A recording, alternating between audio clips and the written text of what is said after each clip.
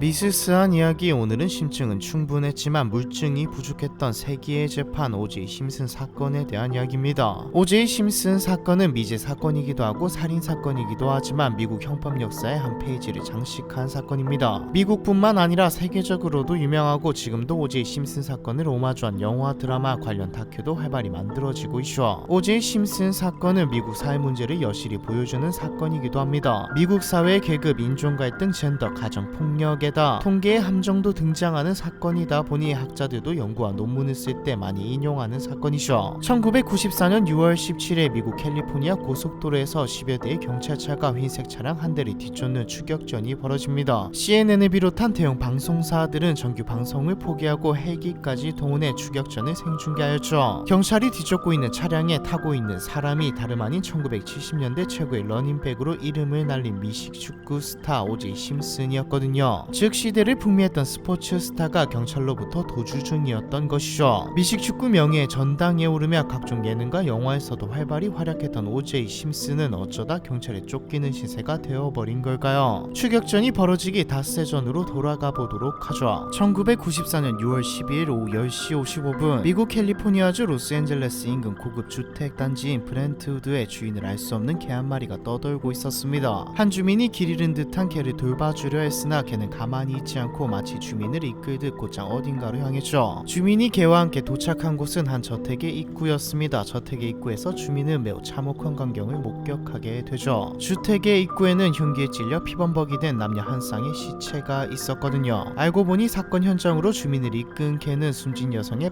반려견이었죠. 똑똑한 강아지네요. 저희 집 강아지 대봉이가 떠오릅니다. 대봉이는 이렇게 안 해줄 것 같긴 하지만요. 시체를 발견한 주민은 곧바로 경찰에 신고했고 부촌에서 일어난 사건이다 보니 수사는 빠르게 시작되었습니다. 최초 발견자인 주민도 사건을 수사하던 경찰도 이때까지는 알지 못했죠. 이 사건이 미국 법학 역사에 한 획을 긋는 사건이 될 줄은요. 수사 결과 살해된 여성의 이름은 니콜 브라운으로 오제이 심슨의 전처였고 함께 발견된 남성의 시신은 니콜 브라운의 남자친구 로널드 골드먼이었습니다. 신원이 확인되기 무섭게 니콜 브라운의 전 남편이었던 심슨은 바로 유력한 용의자로 떠올랐죠. 경찰은 사건 발생 이튿날 곧바로 심슨에게 출석을 요구했고 조사 과정에서 심슨의 왼손 중지에서 마치 흉기에 베인 것으로 보이는 상처를 확인했습니다. 심슨은 과일을 깎다가 다친 것 같다고 주장하였고 자신은 니콜 브라운과 로널드 골드먼이 살해당했을 당시 시카고에서 사업 관련 미팅을 했다고 알리바이를 댔죠. 경찰은 일단 심슨의 집으로 돌려보냈습니다. 하지만 머지않아 조사를 하면 할수록 모든 정황과 증거가 심슨이 범인임을 말하고 있었죠. 심슨은 사건 발생 2년 전인 1992년에 니콜 브라운과 이혼했는데 심슨이 이혼 후에도 전처주의를 맴돌았다는 증언이 잇따라 제보되었고 결혼 생활 동안 니콜 브라운에게 폭력을 행사하여 가정폭력 혐의로 체포된 경찰 기록도 있었습니다. 뭐 여기까지는 그럴 수도 있다는 반응이었죠. 미식 축구 선수의 가정폭력 문제는 미국에서 꽤 흔하거든요. 중요한 기록은 이혼 후 심슨이 브라운 집에 들이닥쳐 폭행과 협박을 일삼았다는 경찰 신고 기록이었습니다. 미국에서 주거 침입죄는 상당히 중한 범죄입니다. 주마다 법이 다르기는 하지만 15개 주 정도에서는 무담 침입에는 총을 쏴도 정당방위로 인정을 해주죠. 경찰은 심슨이 전처에게 새 애인이 생기자 질투심에 두 사람을 살해했을 거라는 생각으로 수사를 펼쳤습니다. 어느 정도 조사가 이루어지고 LA 경찰은 첫 출두 나흘 뒤인 17일 오전까지 심슨에게 재출석을 요청했습니다. 심슨은 그러겠다고 답했으나 막상 약속 시간이 되자 경찰서에 나타나지 않았죠.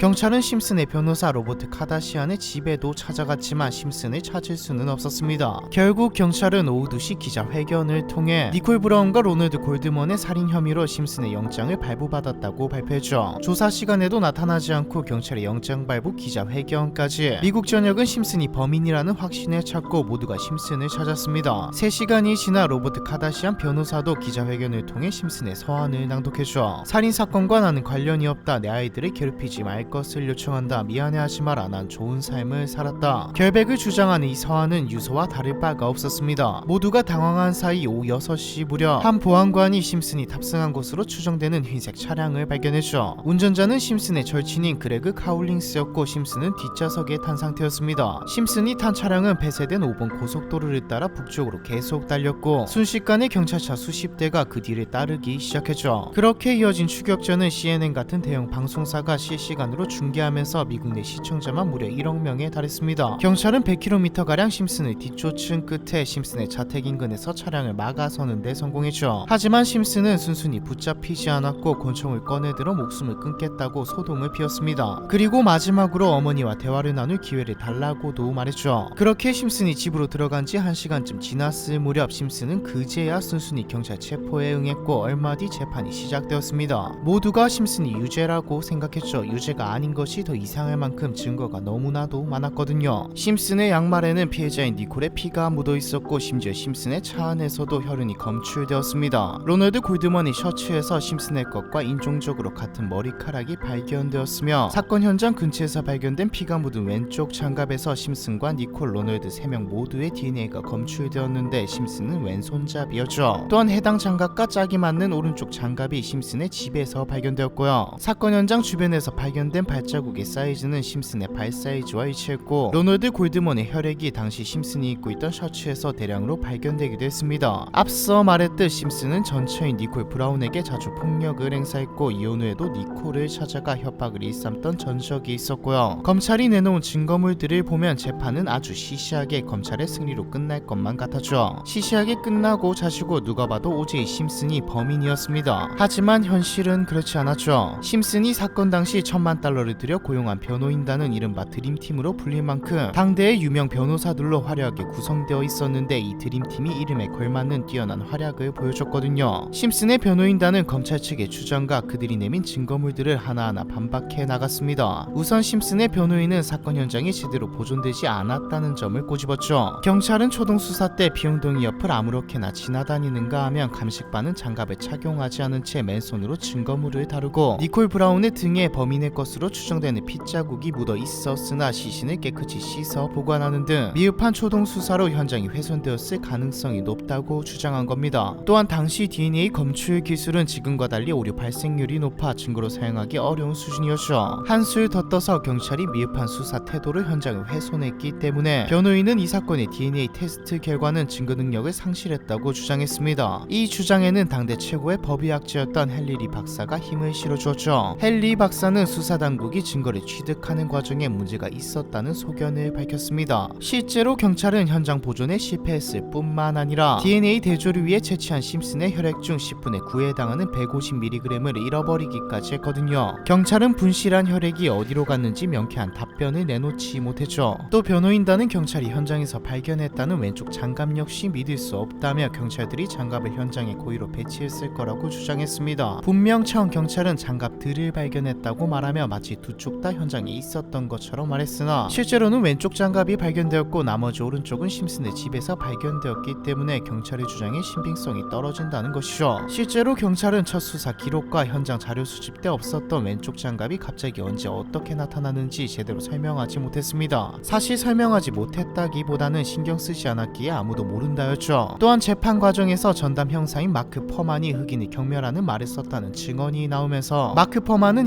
인종차별주의자이기에 심슨을 범인으로 몰기 위해 위증을 하였고 심지어 피 묻은 장갑까지 심슨 자택 부근에 일부러 놓은 것이 아니냐는 의심을 받게 되었습니다. 이렇게 조금의 희망도 없어 보이는 오제이 심슨 사건은 새로운 국면을 맞이하게 됩니다. 여론도 달라지기 시작했고 재판장의 분위기도 사뭇 달라졌죠. 변호인은 이 인종차별이라는 프레임을 적극적으로 활용했습니다. 당신은 당신이 몰랐던 이야기 채널에서도 한번 다루었던 사건인 LA 폭동 이후 고작 2년이 흐른 시점이라 모두가 인종차별 문제에 민감하게 반응하던 상황이었죠. 심슨의 변호인단이 수사팀을 인종차별주의자로 몰아가면서 사건 전체를 흑백 논리로 둔감시킨 것은 배심원들에게 꽤 큰 영향을 끼쳤습니다. 12명의 배심원 가운데 흑인이 무려 9명이었거든요. 심슨이 살인을 한 게 맞냐 해서 인종차별로 사건의 본질을 흐린 것이죠. 여기까지는 그래도 납득 가능한 수준의 반론이었습니다. 그런데 이 이후로 나온 변론들은 기사거리로 만들기 위해서였는지 아니면 진짜로 변호를 위해서였는지는 몰라도 미국 법학 역사에 길이 남을 만한 희대의 변론을 펼치기 시작했죠. 논리 정연하고 반박이 여지없는 변론이 아닌 오히려 너무나 터무니없고 황당하게 그지 없었기 때문에 현재까지 두고두고 회자가 되고 있습니다. 당시 변호인단은 심슨 말고도 조건에 충족하는 다른 사람이 범인의 확률도 충분히 높다고 주장했습니다. 우선 사건 현장에서 심슨과 피해자들의 혈액이 묻은 왼쪽 장갑이 발견되었고 심슨이 왼손잡이인 것에 대해서 변호인단은 미국의 왼손잡이가 2,600만 명이므로 심슨이 범인일 확률은 2,600만 분의 1이라는 논리를 펼쳤죠. 기적의 수학입니다. 더불어 변호인단은 심슨이 결혼 생활 당시 니콜에게 가정폭력을 행사했다고 해서 그것이 살인으로 이어지지는 않는다며 남편에게 맞고 사는 여자 중 남편으로부터 심슨으로부터 살해를 당할 확률은 0.1%, 즉 1000명 중 1명이라고 말했습니다. 이것도 잘못된 접근이죠. 사건의 본질에 정확히 접근하려면 평소에 남편에게 맞고 살던 여자가 남편에게 살해당할 확률이 아니라 평소 남편에게 폭행을 당하던 아내가 어느 날 살해당했을 때 남편이 범인일 확률을 살펴봐야 합니다. 실제로 후자의 경우 남편이 범인일 확률은 무려 80%가 넘었죠. 또한 검사 측은 DNA 결과가 우연히 일치할 확률이 1만 분의 1이므로 심슨이 범인일 확률은 99.99%라고 주장했으나 변호인 측은 살인사건이 일어난 LA의 인구 300만 명 중 0.01%인 300명이 같은 DNA를 가진다며 살인자가 아닌 사람은 300명 중 299명이라는 논리를 주장했습니다. 따라서 이들은 심슨이 무죄의 확률이 99.7%라고 했죠. 다른 증거들도 이들에게는 문제가 되지 않았습니다. 범행 현장에서 발견된 심슨의 것과 동일한 사이즈의 신발 자국도 발 사이즈가 같은 사람은 무수히 많다고 하면 그만이었고 심슨의 왼손에 있는 상처도 왼손에 상처가 있는 사람은 무수히 많다고 했죠. 중요한 것은 발 사이즈와 왼손의 상처가 아니라 발 사이즈가 같으면서도 왼손에 상처가 있는 두 조건을 동시에 만족하는 사람이 극히 드물다는 것인데 변호인단은 이 사실을 말장난하듯 무시한 겁니다. 하지만 놀랍게도 억지에 가까운 이 모든 변호인의 주장이 재판에 받아들여졌고 동시에 수많은 증거를 갖고도 검찰은 심슨의 유죄를 입증하지 못했죠. 심슨은 최종적으로 무죄를 선고받게 됩니다. 무죄 선고의 결정적인 역할을 했던 것은 바로 문제의 왼쪽 장갑이었죠. 검사 측이 핵심 증거물이라 생각했던 왼쪽 장갑을 심슨이 재판에서 직접 껴보려 했는데 심슨이 끼기에는 터무니없을 정도로 작아서 제대로 착용할 수가 없었던 겁니다. 이때 심슨의 변호인은 배심원들을 향해 맞지 않으면 무죄다라고 아직도 회자되는 명언을 남겼죠. 결국 배심원은 무죄로 판결하였고 미국에서 검찰은 원칙적으로 1심 무죄 판결이 나올 경우 항소를 할 수 없기 때문에 재판은 끝나게 됩니다. 형사와는 별개로 니콜 브라운의 유가족들이 제기한 민사소송에서는 패배하여 배상금 850만 달러와 함께 징벌적 배상금으로 2,500만 달러를 유가족에게 지급하라는 명령을 받죠. 앞서 형사재판에서는 승소했지만 민사재판에서는 심슨의 죄가 인정되었다는 말인데 이건 형사재판에서는 확실한 증거가 없다면 유죄를 선고할 수 없기 때문입니다. 막대한 변호사비로 빈털터리가 된 심슨은 2007년 네바다주 라스베이거스의 한 호텔에서 동료 5명과 함께 스포츠 기념품 중개상 2명을 총으로 위협하고 기념품을 빼앗은 혐의로 체포되는 등 과거의 영광이 모두 사라진 비참한 말년을 보내게 되었죠. 많은 사람들은 오직 심슨 사건은 검찰들의 미흡한 수사로 인해 그 많은 증거를 갖고도 범인을 놓친 사건으로 보고 있습니다. 하지만 일각에서는 진범이 따로 있다고 보기도 하죠. 당시 법의학자로서 재판에 참여했던 헨리 리 박사의 인터뷰에 따르면 범인은 오직 심슨의 아들인 제이슨 심슨일 가능성이 있습니다. 제이슨은 평소 정신불연증을 앓고 있던 환자로 간헐적 분노조절 장애 또한 앓고 있었고 이로 인해 음주운전 및 폭행 등의 전과 심지어 여자친구 살인 미수로 여러 번 경찰서를 들락거리던 사람이었습니다. 또한 제이슨은 심슨의 첫 번째 아내의 자녀로 새엄마인 니콜 브라운과는 사이가 매우 나빴다고 알려져 있죠. 무엇보다 재판 내내 논란이 됐었던 피 묻은 장갑은 사실 니콜이 제이슨에게 줬던 선물이었고 현장에서 발견된 운동화 자국이나 모자도 모두 제이슨 심슨의 것으로 나중에 확인되었습니다. 또한 심슨이 경찰로부터 도주할 당시 변호사를 통해 밝힌 서한에 따르면 내 아이들을 괴롭히지 말 것을 요청한다라는 내용이 있습니다. 뜬금없이 아이들을 괴롭히지 말라고 당부한 것이 어쩌면 자신의 아들이 진범이기 때문일지도 모르죠. 또한 심슨은 어째서인지 살인사건 다음날 용의선상에도 없었던 아들 제이슨에게 변호사를 선임해주는 이해할 수 없는 행동을 했고요. 하지만 현장에서 발견된 피 묻은 장갑의 다른 한쪽이 왜 심슨의 집에 있었는지 로널드 골드먼의 옷에는 왜 흑인 게 머리카락이 묻어 있었는지는 설명이 안 되기는 합니다. 어찌되었든 재판은 범인이 잡히지 않은 채로 끝이 났고 결국 이 사건은 미국 역사상 가장 논쟁이 많았던 범죄 사건으로 기록되죠. 과연 진범은 누구일까요? 심슨일까요? 제이슨일까요? 아니면 정말 다른 누군가일까요? 심증은 충분했지만 물증이 부족했던 세기의 재판 오지 심슨 사건에 대한 이야기 이번 편은 여기까지입니다.